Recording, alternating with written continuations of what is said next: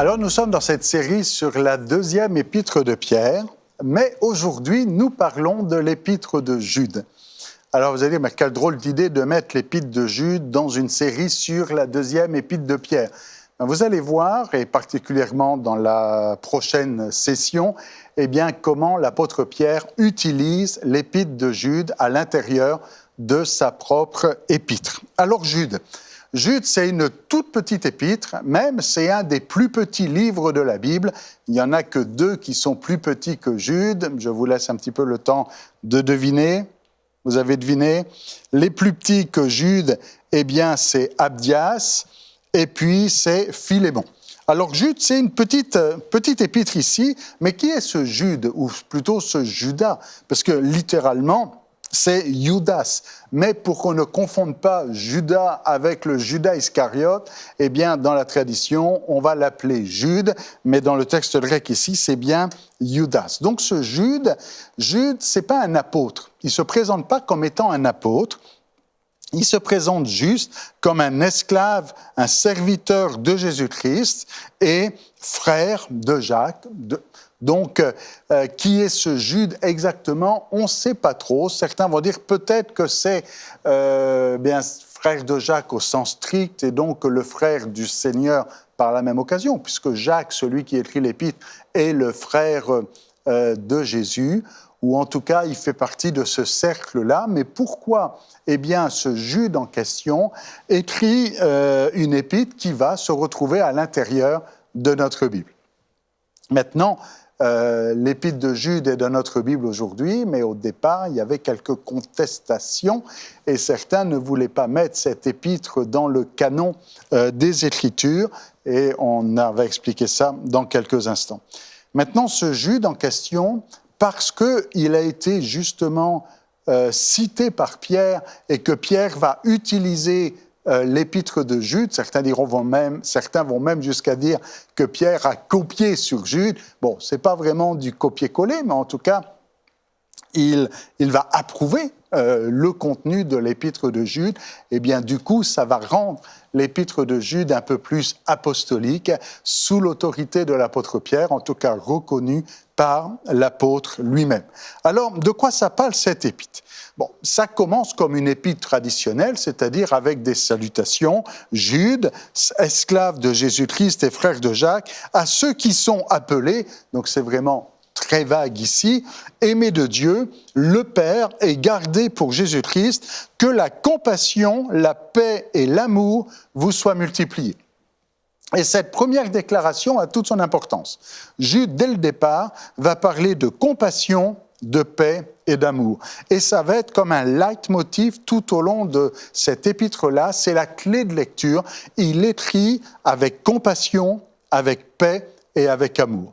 Ce n'est pas une lettre pour mettre de l'huile sur le feu, ce n'est pas une lettre pour faire de la polémique, ce n'est pas une épître pour venir disputer et faire du tort ou du mal, mais c'est une épître qui cherche la paix, la compassion et l'amour.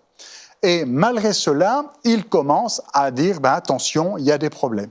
Et il dit, bien-aimés, comme je consacrerai tous mes efforts à vous écrire au sujet de notre salut commun, il est en train de dire, j'étais en train de vous écrire justement du salut que nous avons ensemble, le même salut que nous partageons, j'ai été contraint de le faire. Et quand il dit j'ai été contraint, on sent que le Saint-Esprit ici le pousse dans cette direction-là parce qu'il y a urgence. Il y a quelque chose d'important à corriger et à dire à la communauté des croyants, afin de vous encourager à combattre pour la foi qui a été transmise aux saints une fois pour toutes. Et là encore, même si c'est Jude, on reconnaît le discours de l'apôtre Paul qui parle du combat de la foi. Et là, il dit, vous aussi, combattez pour la foi. Et c'est le discours de Pierre aussi, et on l'a évoqué dans la première session, pas juste ayez la foi, mais combattez pour votre foi, faites vos efforts, ajoutez, persévérez, progressez. Alors voilà, qu'il dit cette foi que vous avez reçue, il faut la protéger, il faut la garder et la garder même en combattant s'il le faut. C'est pas juste rester là et attendre que ça se passe, mais si cette foi est attaquée, combattez ces attaques, pour protéger la foi que vous avez reçue une fois pour toutes. Vous avez été sauvés, et ça ne se remet pas en question. Le salut ne se remet pas en question ici. Le pardon de vos péchés ne se remet pas en question. Mais faites attention à ne pas laisser d'autres personnes détruire la foi que vous avez reçue. Et il en parle tout de suite au verset 4. « Car il s'est glissé certains hommes dont le jugement est écrit depuis longtemps, des impies, qui changent en débauche la grâce de notre Dieu et qui renient Jésus-Christ, notre seul Maître et Seigneur. » Et donc, il parle ici de ces hommes. Ici, il dit certains hommes dont le jugement, et des impies qui changent en débauche. Des impies qui changent en débauche, ça a été traduit dans la seconde traditionnelle. Il s'est glissé parmi vous des hommes dont la condamnation est écrite depuis longtemps, des impies qui changent la grâce de notre Dieu en dissolution, en débauche. D'un côté, il y a la grâce, et cette grâce va être déformée pour retourner à de la débauche. Au lieu d'aller sur un chemin de sanctification, ça retourne en débauche et même jusqu'à renier Jésus-Christ. Renier, c'est-à-dire enlever le nom de, renier, ne plus attribuer le nom, changer, c'est-à-dire que c'est plus la personne que l'on a connue, le nouveau Jésus qu'ils vont proclamer et qu'ils vont servir, qu'ils vont prêcher, c'est plus le même que le Jésus de départ. Ils l'ont renié. Quand on ne renie pas, c'est qu'on reste avec la même personne. Quand on renie, c'est qu'on a changé. On a changé qui était ce Jésus. Et là, comme Pierre a pu le faire dans sa première épître, il dit « qui est notre seul Maître et Seigneur ». Et il ne dit pas simplement « notre seul Seigneur », mais il enfonce le clou « notre seul Maître et Seigneur ». Il n'utilise même pas le mot « sauveur » ici. Il a parlé du salut auparavant, évidemment, mais il arrive au point le plus important, il est le Maître. Il est le Seigneur. Et il n'y a pas d'autre maître à écouter que Jésus lui-même. Les enseignements et les enseignants ici, il s'est glissé des hommes et qui enseignent, c'est le mot maître qui est utilisé ici en grec. Donc il y a d'autres maîtres. Il dit n'écoutez pas d'autres enseignants, d'autres maîtres. C'est Jésus qui est le seul maître et Seigneur. Et ces hommes qui sont venus changer et transformer cela, eh bien, Jude ici va essayer de ramener leur cœur, de ramener leur pensée, de ramener leur raisonnement, de les ramener sur la bonne voie en disant « À vous qui savez tout cela, je souhaite rappeler que le Seigneur, après avoir sauvé un peuple de l'Égypte, a fait ensuite disparaître ceux qui avaient refusé de croire. » Et là, il va prendre plusieurs exemples. Il va prendre l'exemple du peuple qui est sorti d'Égypte et qui a commencé à murmurer dans le désert. Et on sait que il va y avoir des conséquences, on va dire ça comme ça. Il va y avoir des conséquences à cela. Il va prendre plusieurs exemples. Il va prendre l'exemple de Sodome et Gomorrhe. Et il va prendre l'exemple de Balaam un peu plus tard. Et donc, il prend des exemples de l'Ancien Testament pour les ramener à son contexte présent, donc le contexte de Jude ici. Mais là encore, l'épître de Jude est très moderne et elle marche malheureusement bien pour le monde dans lequel on est, c'est-à-dire il y a besoin aussi de correction, il y a besoin aussi de changement, il y a besoin aussi de se faire dire « attention », à ne pas revenir en arrière. Souvenez-vous de ce qui s'est passé avec le peuple qui est sorti d'Égypte et comment, ceux qui ont refusé de croire, Dieu les a fait disparaître. Souvenez-vous, alors là, c'est un peu plus complexe, quand Jude nous dit « Souvenez-vous des anges qui n'avaient pas gardé leur dignité de leur rang, mais qui avaient quitté leur propre demeure.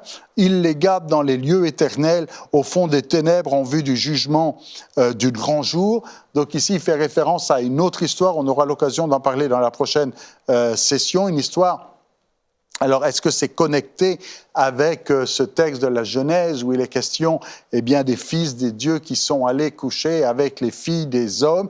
Peut-être, en tout cas, c'est ce que Jude insinue ici.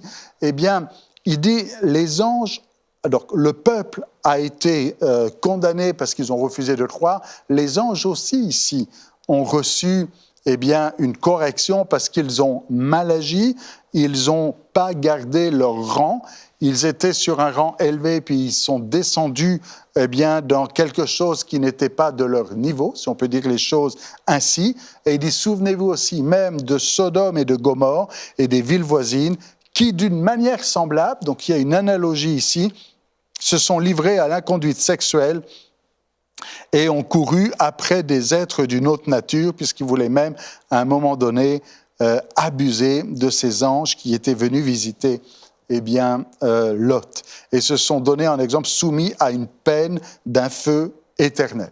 Et Jude, donc, va prendre ces exemples de l'Ancien Testament et de dire, mais c'est ce qui se passe aujourd'hui.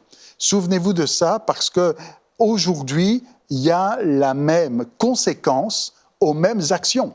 Si les actions du passé ont amené des conséquences, les actions du présent amènent aussi des conséquences. Dieu n'a pas changé.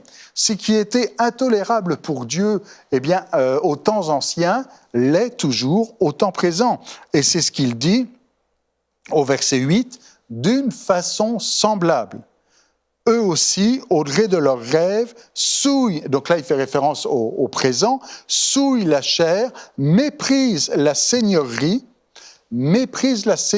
Alors peut-être qu'on lit ça, puis on n'a pas trop fait attention. Quand on parle ici de mépriser la seigneurie, c'est la seigneurie de Jésus.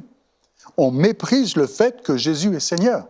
Et Jésus devient juste un ami, un frère, un pote, un sauveur, celui qui est là, qu'on prie et il répond, et puis on l'appelle, on le siffle même quelque part des fois, et puis on lui dit, il faut que tu fasses ceci, il faut que tu fasses cela, il faut que tu agisses ici, il faut que tu agisses cela. Ça, c'est mépriser la seigneurie.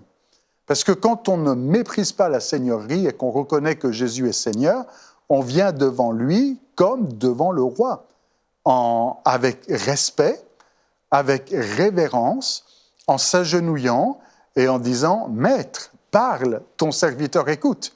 Alors que des fois, alors c'était ce que Jude reproche en son temps, mais peut-être que vous allez comprendre que c'est vrai aujourd'hui encore, malheureusement trop souvent, on peut venir dans la présence de Dieu, on peut venir dans la présence de Jésus, et en fait, on vient plus pour dire à Jésus ce qu'il doit faire, plutôt que de demander à Jésus ce que nous, on doit faire.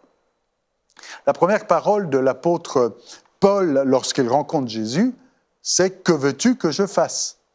Et aujourd'hui, bien des chrétiens s'approchent de la présence de Jésus en disant « Voilà Jésus, ce que je veux que tu fasses. » Et on vient avec toute une liste, on vient avec toutes sortes de requêtes en disant « Jésus, il faut que tu fasses ça, il faut que tu fasses ceci, il faut que tu agisses là, il faut que tu interviennes dans telle situation. » Et on méprise la seigneurie. Quand on reconnaît la seigneurie de Jésus, que ton règne vienne, quand on reconnaît la seigneurie de Jésus, on vient devant le roi et on dit que ta volonté soit faite. On peut certes présenter nos requêtes, on peut certes présenter nos doléances, mais on vient en reconnaissant qu'il est notre Seigneur et que c'est lui le roi. Donc il y a ceux qui méprisent la seigneurie et injurie des gloires. Alors là, c'est un concept peut-être qui était plus présent à l'époque de Jude qu'aujourd'hui, quoique. Injurier des gloires ici, il fait référence, comprenez bien, à des êtres célestes, à des êtres qui ne sont pas humains, même si ces gloires sont déchues, puisque dans l'exemple qu'il va prendre ici, il va prendre l'exemple de l'archange Michel, qui lorsqu'il contesta le corps de Moïse, vous savez que l'on n'a pas retrouvé, Michel n'osa pas porter un jugement injurieux, mais il dit que le Seigneur te rabroue. Que le Seigneur te rabroue, c'est-à-dire que le Seigneur te réprime dans une autre traduction. On va dire, mais c'est quoi ce texte-là? Bon, ça fait référence à l'Assomption de Moïse. On va développer plus le côté texte et source et inspiration de ces textes dans la session de demain. Mais en tout cas, ce que j'aurais juste sur l'enseignement ici de Jude aujourd'hui, Jude est en train de dire, l'archange Michel, même devant le diable, d'accord? Il ne fait pas référence à n'importe quelle gloire ici, il fait référence au diable. Il dit, même devant le diable, il n'a pas de propos injurieux. Il dit que l'Éternel te rabroue, que l'Éternel te réprime. Et ça nous rappelle aussi, vous savez, ce passage dans Zacharie, où le souverain sacrificateur, eh bien, se retrouve là dans la présence de Dieu accusé par le diable, et parce qu'il avait des vêtements sales. Et l'ange de l'Éternel va dire que l'Éternel te réprime, que l'Éternel te rabroue. Satan, n'est-ce pas là, un tison arraché du feu. Alors ça veut dire quoi pour nous aujourd'hui? Ça veut dire faisons bien attention avant de commencer à injurier, à traiter avec arrogance, et puis c'est les mots qui vont revenir un peu plus loin, si on lit un peu plus loin, à traiter avec supériorité et arrogance des gloires, même si c'est des êtres déchus, que nous ne connaissons pas, et qu'on prenne en fait une place qui n'est pas la nôtre. C'est un peu ce qui est reproché aux anges qui n'ont pas su garder leur rang. Regardez, on va continuer avec le verset 10, les choses vont devenir claires, du moins je le pense. Verset 10, eux au contraire, ils injurient ceux qu'ils ne connaissent pas. Ne sois pas de ceux qui vont injurier ce que tu ne connais pas. Même si c'est une puissance démoniaque, même si c'est un démon, même si c'est un esprit de démon, même s'il y a toutes sortes de choses, n'injurie pas ce que tu ne connais pas. Fais attention. Du moins, c'est ce que nous dit Jude ici. Je vous rappelle que dès le départ, il se met dans un mode de compassion, de paix et d'amour. Ils injurient ce qu'ils ne connaissent pas et ce qu'ils savent par instinct comme des animaux dépourvus de raison. C'est juste animal, mécanique ce qu'ils font. C'est ceux-là même qui les pourrit. Malheureux sont-ils. Ils ont suivi la voie de Caïn. Et la voie de Caïn, c'est la voie, surtout dans l'époque rabbinique de Jude, c'est vraiment la voie de la révolte. Ils ont suivi la voie de Caïn ici et l'égarement de Balaam, Balaam ici, c'est l'archétype de celui qui court après l'argent et qui va faire par intérêt financier l'égarement de Balaam qui, pour un salaire, ils se sont jetés, et c'est dans la révolte de Corée, là encore, une autre histoire. Donc on prend 3 exemples de l'Ancien Testament et de dire attention à ne pas faire comme ces gens-là, à pas être dans la révolte et puis à chercher un salaire et être dans une mauvaise motivation. Et Jude continue au verset 12, ces gens-là sont des écueils de vos repas fraternels. Vous comprenez que il ne dit pas que Balaam est en train de manger avec eux, ou que Corée, ou que Caïn. Il dit, mais ils sont de la même nature, dans le même schéma que Caïn, Balaam ou Corée. Et ils sont là en train de prendre la communion avec vous. Ils sont là dans l'Église, puisque c'est ça dont il est question ici, de repas fraternels. Ils sont là dans l'Église, ils mangent la communion, le pain et le vin qui représentent le corps de Christ. Ils sont là avec vous, mais comme un piège, comme un écueil. Ils repaissent sans crainte, ce sont des nuées sans eau emportées par les vents. Ça veut dire quoi cette expression des nuées sans eau? Une nuée, surtout dans un temps de sécheresse, on se souvient du prophète qui prie, puis qu'il y a un petit nuage à l'horizon, il y a une nuée qui est là, mais là, il dit, c'est pas une nuée qui annonce la pluie, c'est pas un nuage qui annonce un temps de rafraîchissement. Alors peut-être qu'au départ, vous avez rencontré quelqu'un comme ça. Vous avez rencontré un pseudo-prophète, un pseudo-enseignant.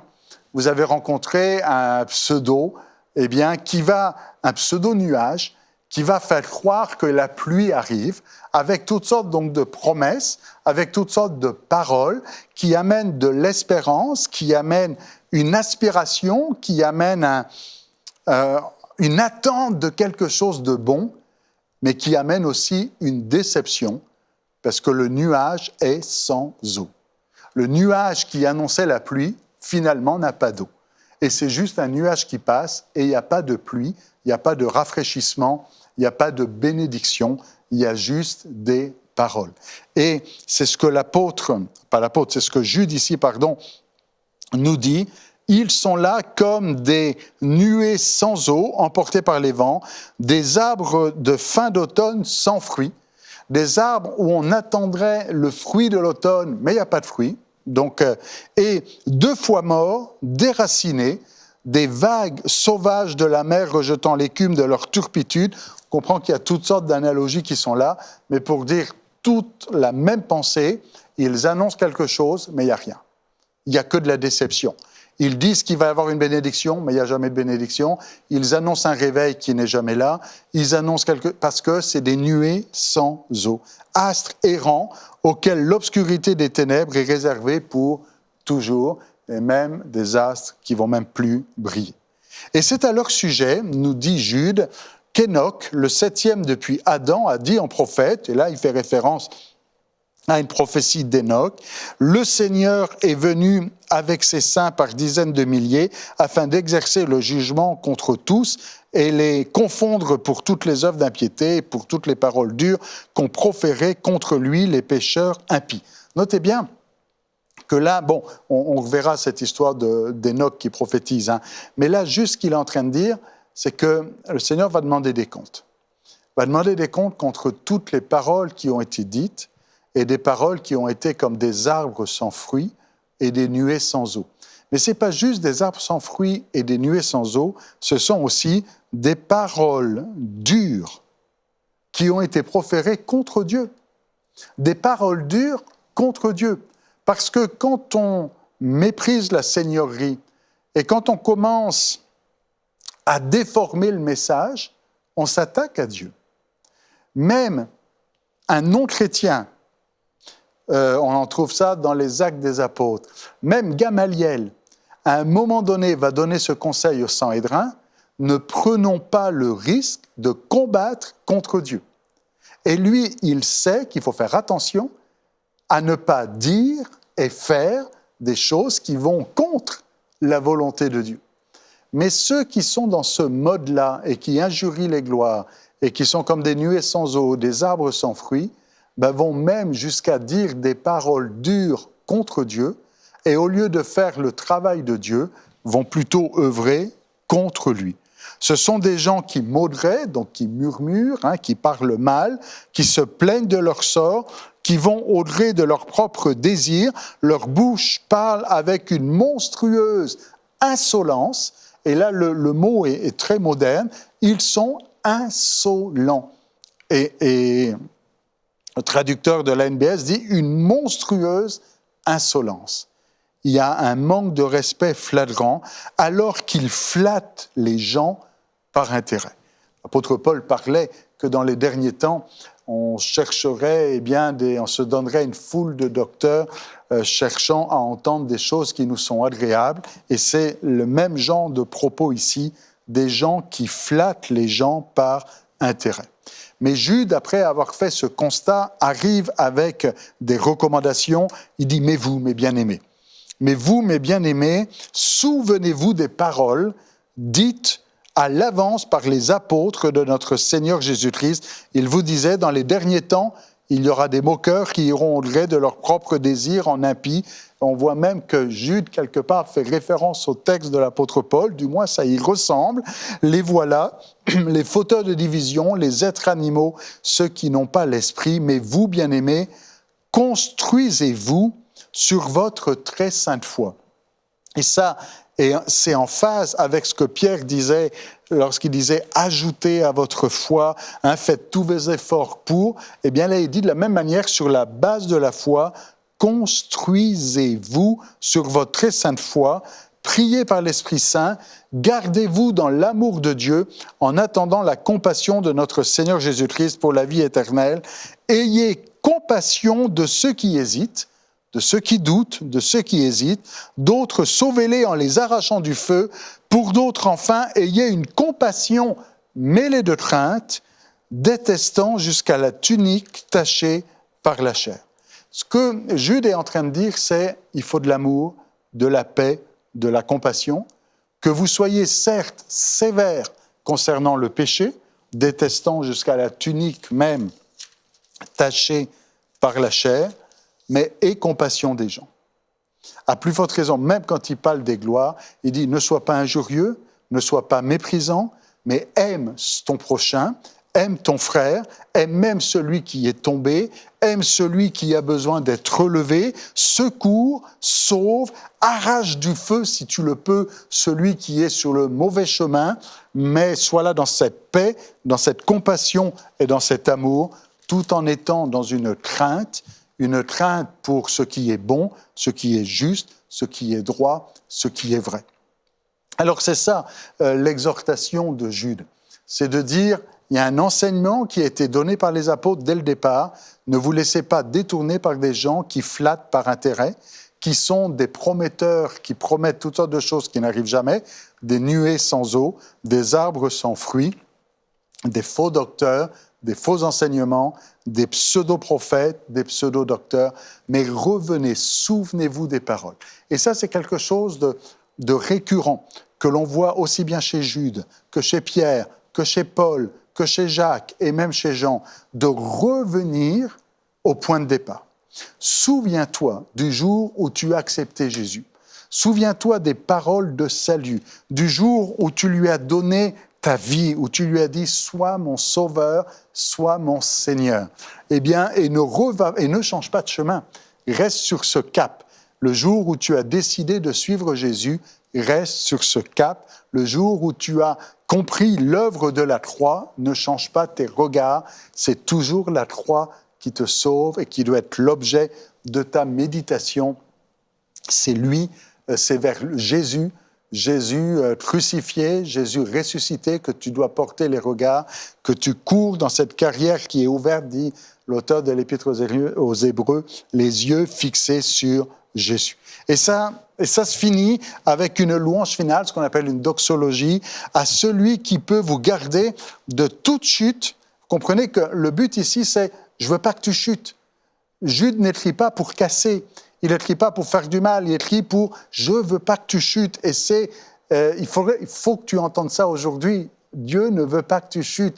Et l'Esprit de Dieu veut te dire, je ne veux pas que tu chutes, mais à celui qui peut vous garder de toute chute et vous faire tenir devant sa gloire sans défaut, dans l'allégresse, à Dieu seul, notre Sauveur, par Jésus-Christ, notre Seigneur, soit gloire, majesté, pouvoir et autorité, dès avant, dans les temps, maintenant et pour tous les temps.